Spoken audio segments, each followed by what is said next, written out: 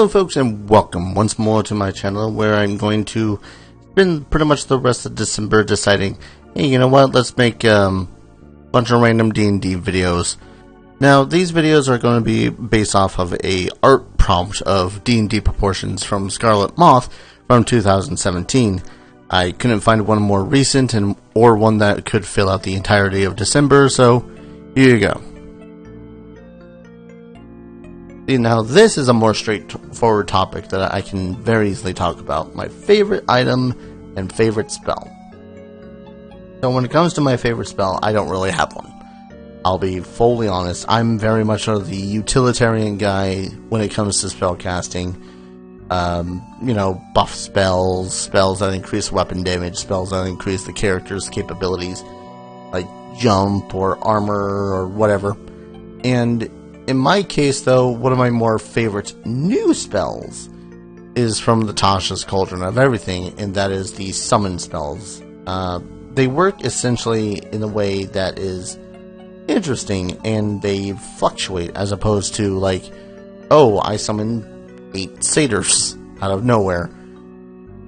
And yeah, sure, it can be interesting to summon up 8 satyrs, but sometimes it gets a little bit hectic, and you just need one individual to help you out.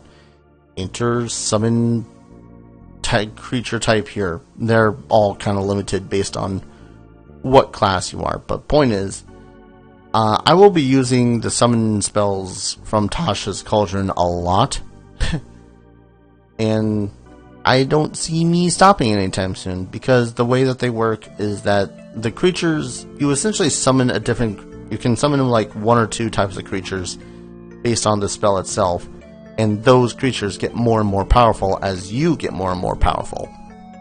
Kind of a symbiotic relationship like that. I don't know how to put it. And it's just one of those cool things. I really can't wait to see either players decide to use it more often, or, you know, me, myself, and I using it, because I like using new stuff that I find on the internet. Anyways, and finally, when it comes to a favorite item, and boy, let me tell you, this one was kind of a doozy to think of, because there's a lot of magic items that I had made in my Dungeon Master's journals that I have sitting on my shelf, and honestly, none of those compared to the very first magic item that I had gotten as a player. And when we were starting the old campaign with the guys that Darius existed in, we were starting in like level 2 or so, and the DM had said, you know what, let's go, I'm gonna allow you guys to get a magic item with a special ability on it, so they have to be +1, so they're gonna be a +1 ability, and just think of ability on it, and we'll see if we can't make it into something a little bit balanced. He says, never having played 3.5 D&D, he and 2 or 3 of the other guys had only been playing 2nd edition, but I digress. So, my very first character had his very first magic weapon upon creation, and that was a +1 great axe that caused bleeding damage. And for every strike that it hit, it caused an additional bleed that would happen. And this was called the Avenger.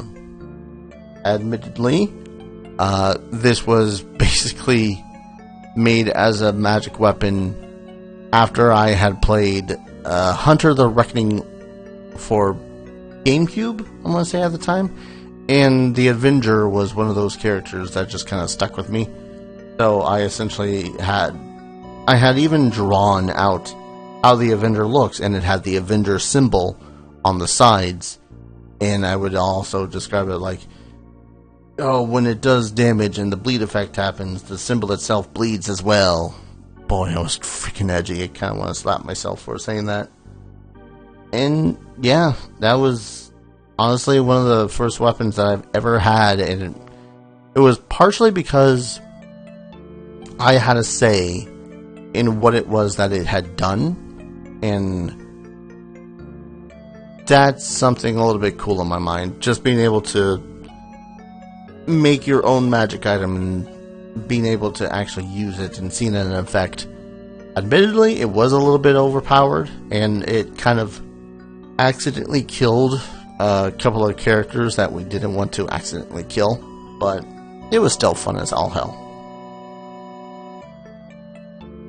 Thank you everyone so very much for watching and listening to these random, seeming smaller D&D stories. If you guys like this series, like, comment, subscribe, all that fun stuff. I hope to be doing this throughout the entirety of December.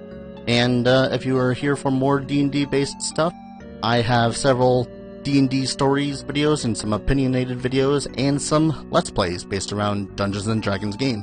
Some of my more favorite ones are the Dark Alliance games, and check those out. And if you want to torture yourself, there's also Eye of the Beholder for Game Boy Advance. Don't know why you want to, but there's that.